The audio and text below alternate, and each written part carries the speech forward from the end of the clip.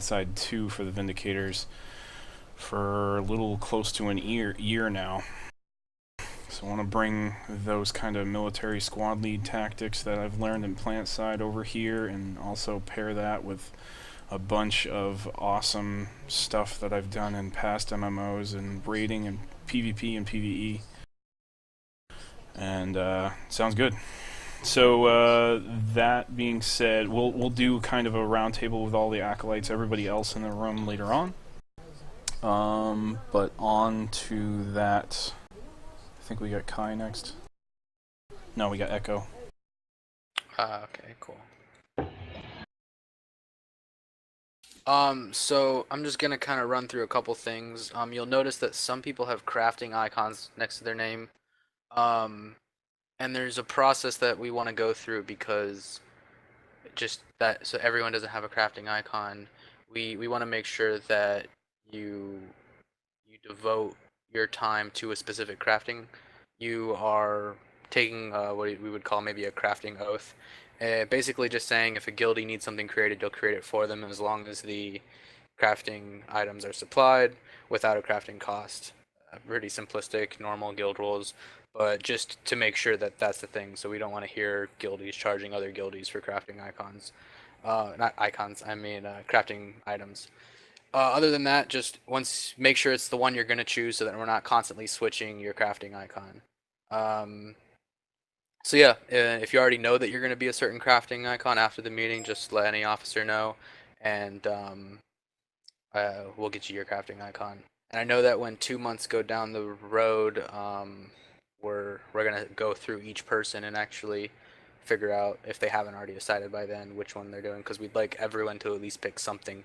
And if you've decided to go double resources, obviously you're gonna want to sell some of those resources, but try to put as much as possible into the guild bank so that we can make gear for you. Other than that, I'd like to talk about like groups and cliques. There's going to be cliques. I mean, it's just how it is, and we have nothing against that. But don't make your group solid with these 5 people. Try to switch it up a little bit. If you've got 4 spots and someone asks to join, let them in. Don't be like, nah, we're waiting for someone else. Again, pretty basic stuff, but just to get that through, is just we want that. We don't want a certain clique to only be the clique playing together and not allowing other people to play together. That's about it. Alright, cool. Again, if you have questions, either type them out or wait for your intro. Ditox. So back to me. I'm gonna talk. The next topic is about the guild current state right now, day 2. So the guild on beta, we had around like 190 people, including alt characters, and this is day 2, and we have 72 members with around, like, usually there's more than 20 guys online at the same time from all times that I've been online, and I've been online a lot, as you guys might know.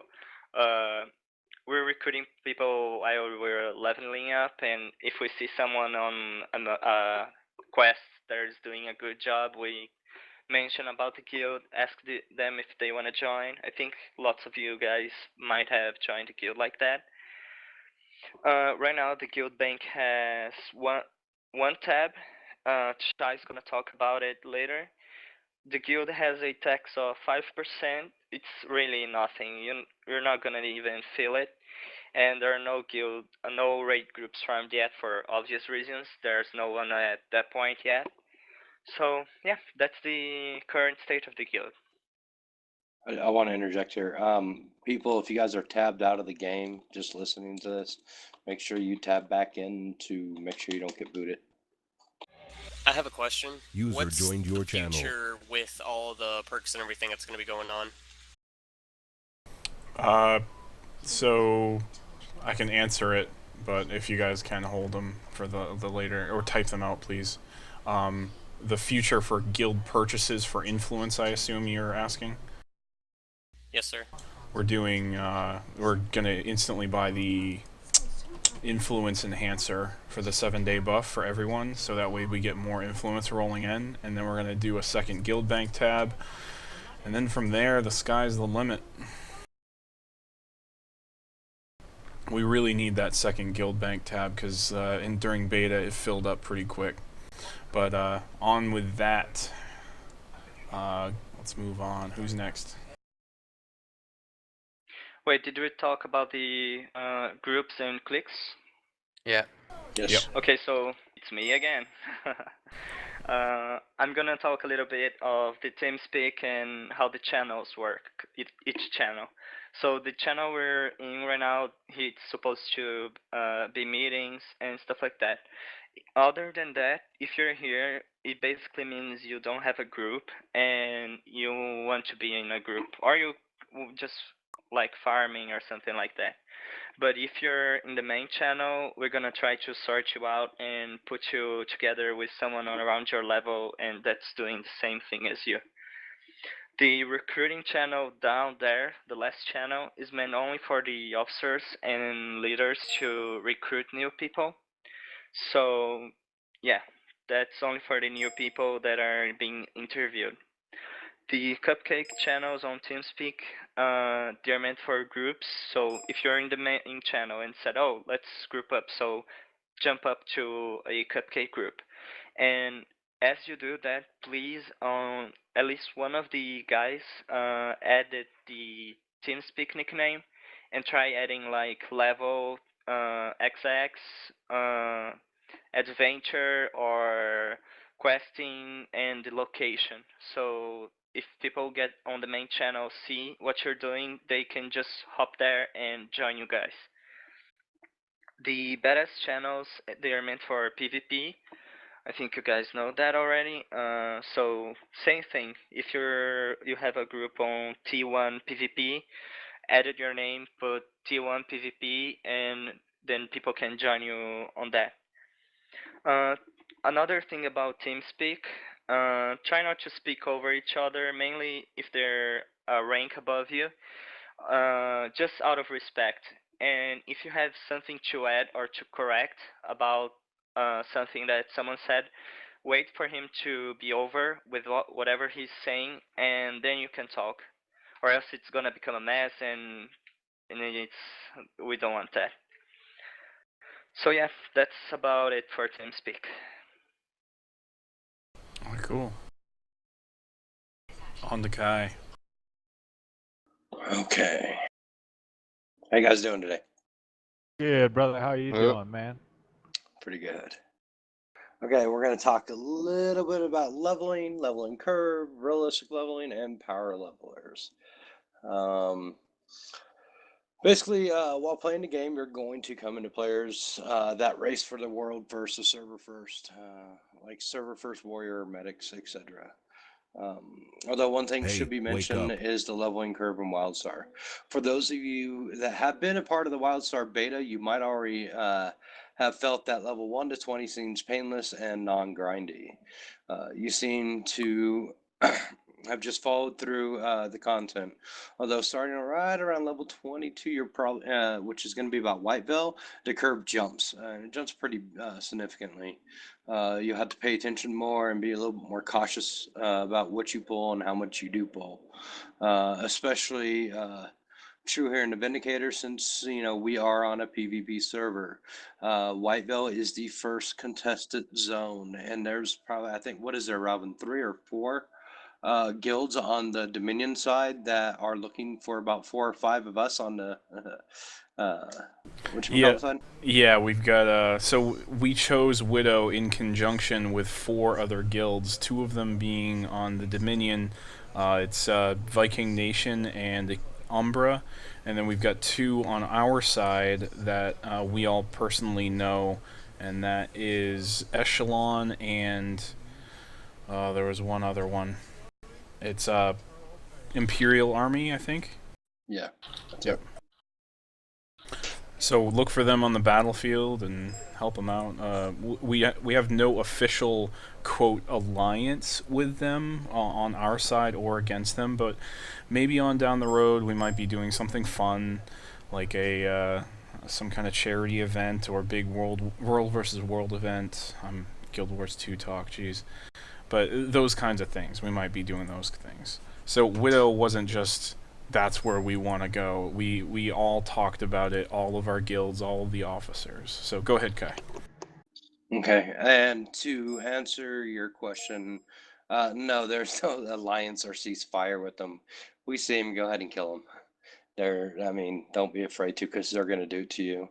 The expected leveling times for WildStar is probably going to be roughly about 3 or 4 weeks to max level. Realistically, that is. Of course, that is all dependent on change upon how much basement dwelling you do, of course. Power levelers will try to push through all the content as fast as possible, ignoring the story and trying for that first. There's no issue with this. Just be aware that not every, wake up. not you will not be expected or be forced to level that way. And if we do have the power levels and the levelers in the guild, when you get to max level, it isn't much you're going to be able to do until more people get there. So I guess as a community and friendly respect, you know, we're not going to force you, but I guess it's a kind of an untold expectancy to help level lower guildies out, especially help them because make sure they're not going to get ganked. But beyond that, after that there's the attunement for the 20 mans. Wake up. And as a guild member, you're never required to do anything with the guild or the community. Or the community is based off of teamwork and inner guild growth and strength. So just keep that in mind. And go ahead. I just want to piggyback onto something. I heard or I saw one of the WildStar devs post something on Reddit. The expected playtime to go from level 1 to 50 is expected to take around 150 hours of gameplay. Yeah. Which is about 2.5, 3 weeks. Hey, just a quick PSA, guys. If you do want to send somebody a private message, you can right-click their name and hit Open Text Chat. That will just open a private chat between you and the person if you don't want to poke. Okay, next will be Zentez. He's kind of going to go over our default loot rules if there's no other rules implemented when you go into dungeons, adventures, and whatnot. Alright guys, so with the loot rules, we've decided to go with the idea which, if it's something for your class, your spec, you're running, that you're fine to need on that. If it's for, say, your off spec, talk to people before hitting the greed button in your group.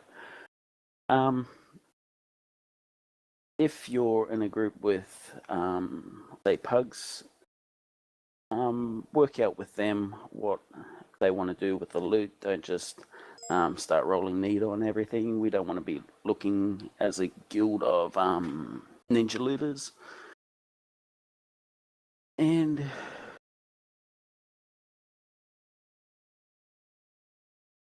that's basically it. Just keep in mind your guild as well as just yourself. Don't just yeah.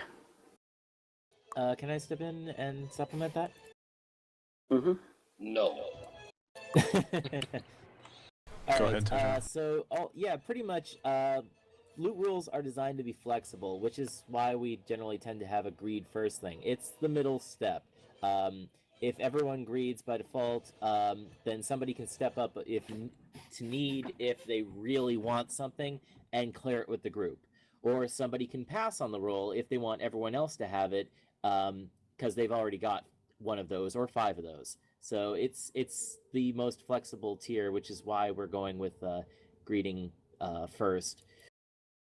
So, and I seem to have lost my train of thought. That's right. I've done the It same doesn't thing. mean that you I got guys it back. can't go in and say we're going to need everything. So it forces you guys to all talk about it to make sure that no one's feelings are going to get hurt. So when you walk in and no one says anything, you know that all your guildies are going to be hitting greed, unless it's an item they truly need for that character. Yeah, so if you're in a group with, say, bugs, they all want to roll need, yeah, feel free.